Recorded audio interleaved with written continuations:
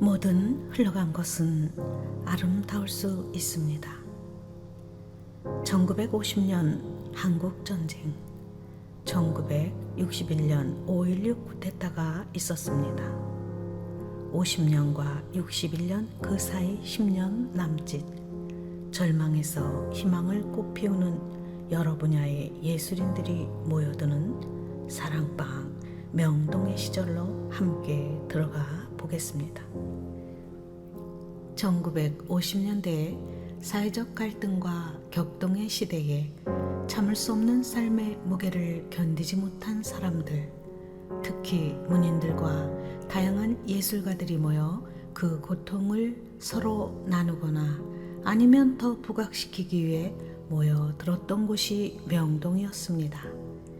일일이 모두 거론할 수 없는 많은 예술인들, 문인들이 있었지만 그런 예술인들 중에 50여 편의 시가 있지만 목마와 숙녀, 세월이 가면 2편의 시로 유명했던 박인환 시인이 있습니다.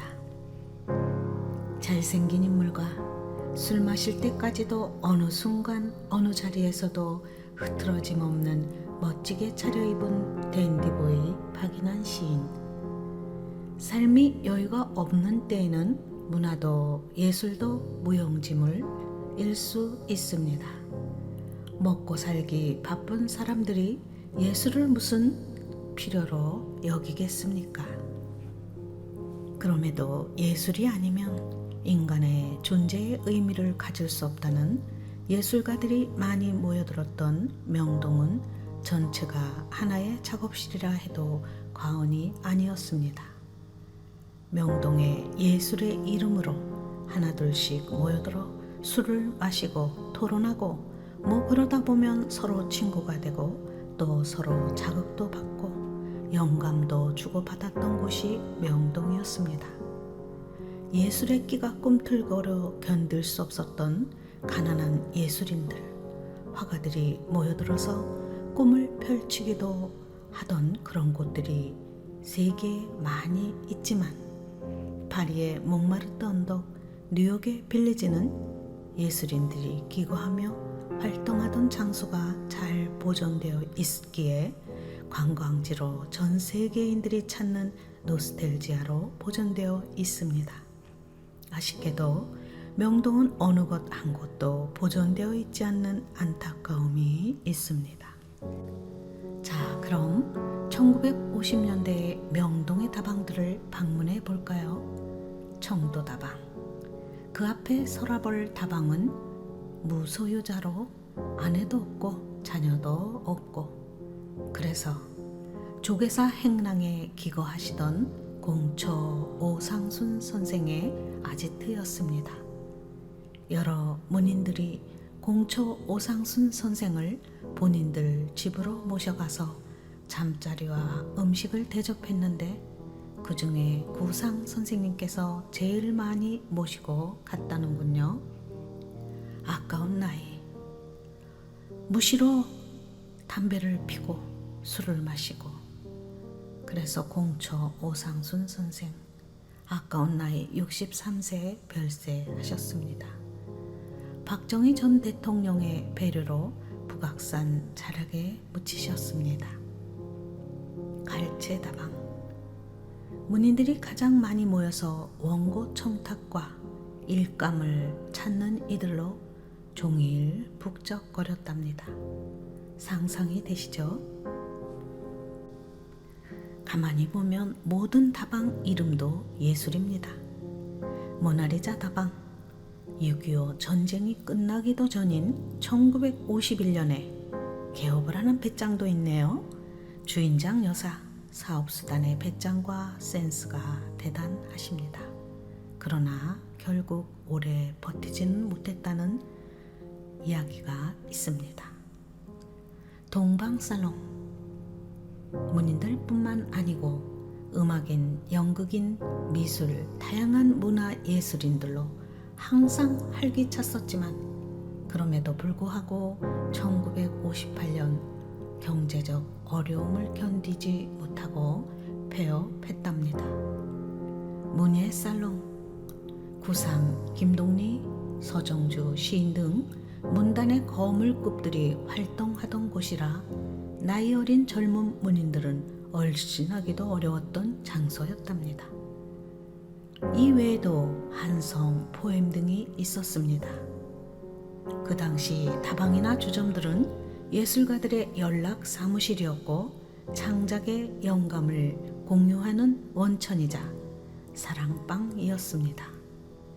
그리고 따뜻한 인정이 흘러넘쳤고 특수한 우리나라의 이데올로기 갈등을 서로 극복하기에 마음을 모았던 곳입니다.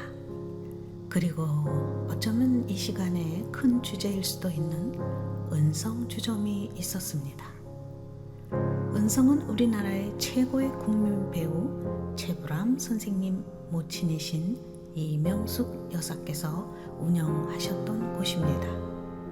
특히 은성주점은 명동시대의 마지막을 장식하며 예술인들의 고뇌를 이해하고 위로해 주었던 곳이었습니다. 이명숙 여사의 예술에 대한 사랑과 이해가 없었다면 그 시대의 은성은, 아니 그 시대의 명동은 어쩌면 조금 더 일찍 막을 내렸을 것이랍니다. 최불암 선생님 부친은 중국에서 사업을 하셔서 큰 돈을 벌으셨고 만주에서 돈과 보석을 잔뜩 싣고 오셔서 해방 직후 인천에서 건설영화사와 인천일보를 차렸지만 직접 제작한 영화의 개봉을 앞두고 갑자기 세상을 떠나게 되면서 당시 6살이던 최불암 선생님은 아버지의 영정을 들고 영화 시사회에 참석해야 했답니다.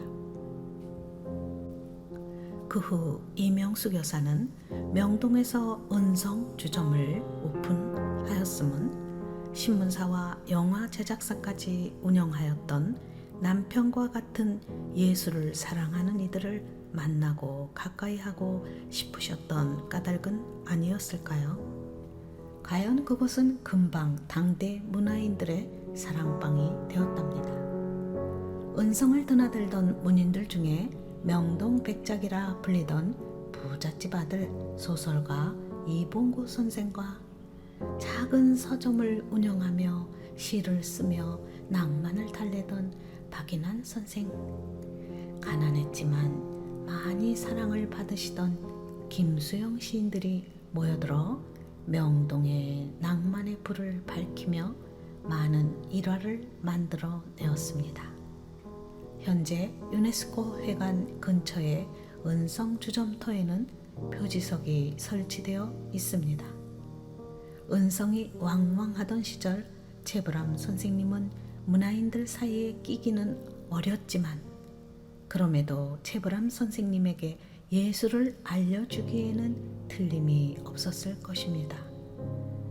주점에 몇 번 들락날락거리면 코스처럼 시작되는 외상이 시작되는데 이명숙 여사께서는 문인들에게 외상을 주고 외상값을 독촉하는 적이 전혀 없지는 않았지만 거의 없으셨답니다. 시간이 흘러 이명숙 여사께서 돌아가셨을 때 조그만 장부에 기록된 외상 장부가 수십 권이었다는군요. 어머니 이명숙 여사가 타계하시고 최불암 선생님 외상 장부를 펼쳐보니 장부의 내역이 실명이 아닌 아무식 별명으로 기록되어 있어서 한 푼도 건지지는 못했지만 그것으로 큰 깨달음을 얻었다는 일화가 있습니다.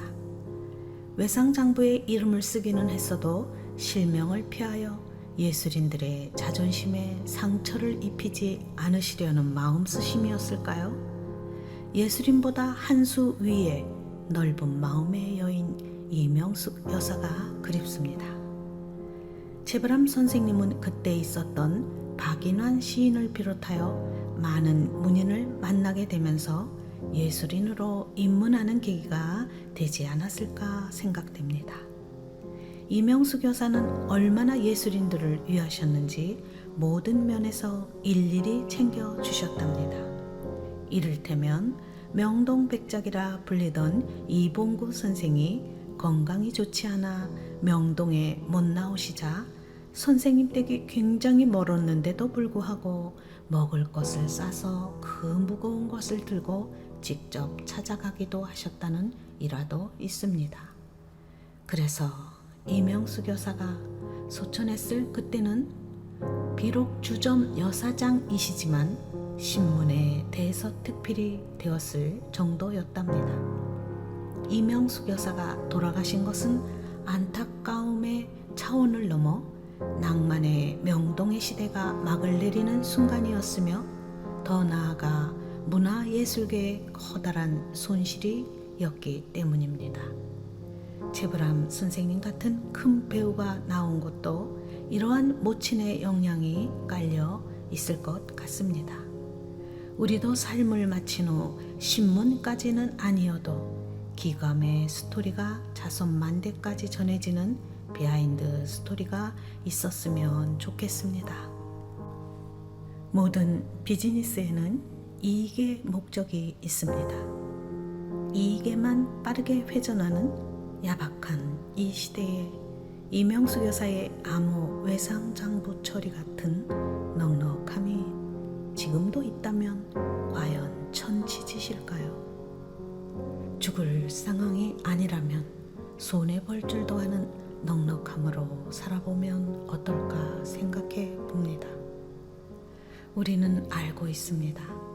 이명수 교사의 모든 빛나는 것들의 이면에는 내면의 빛남이 있었음을, 누구보다도 빛나는 영혼의 감성을 지닌 보석 같은 예술인들이 전쟁 후 항폐함에서 인간의 존재의 절망과 저항이었을까요?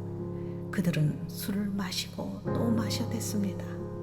그야말로 이중섭 화가가 그랬고 박인환 시인이 그랬습니다. 죽으려고 독약을 마시듯 술을 마시고 또 마시고 마셔댔습니다. 그리고 전설처럼 그들을 보듬었던 이명숙 여사를 생각해 봅니다.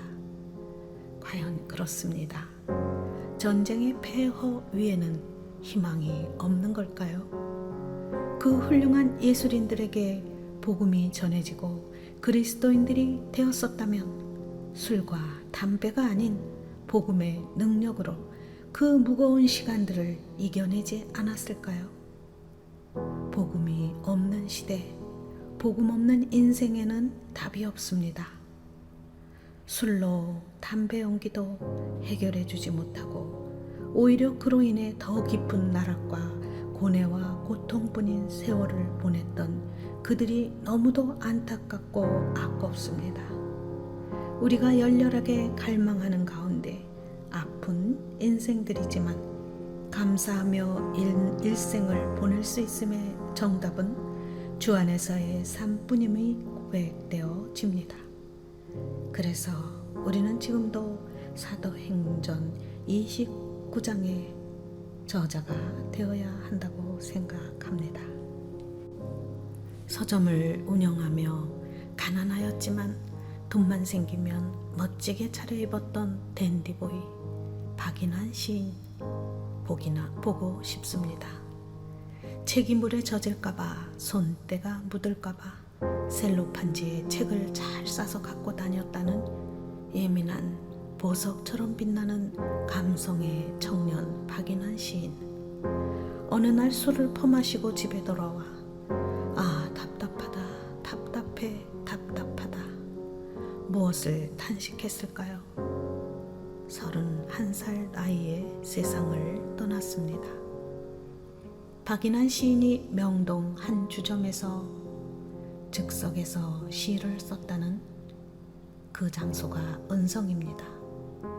함께했던 이진섭이라는 분이 작곡을 하고 함께 동석했던 나 SMC가 노래하고 또 그 옆 테이블에 함께했던 어느 테너가 불렀는데 그 노랫소리와 가사에 매료된 지나가던 시민들이 발걸음을 멈추고 귀를 기울였었다는 일화가 전설처럼 전해지는 세월이 가면 박인환 시인의 곡이 쓸쓸해진 명덩거리가 아닌 우리들 가슴에 시대를 거슬려 이어지고 있습니다.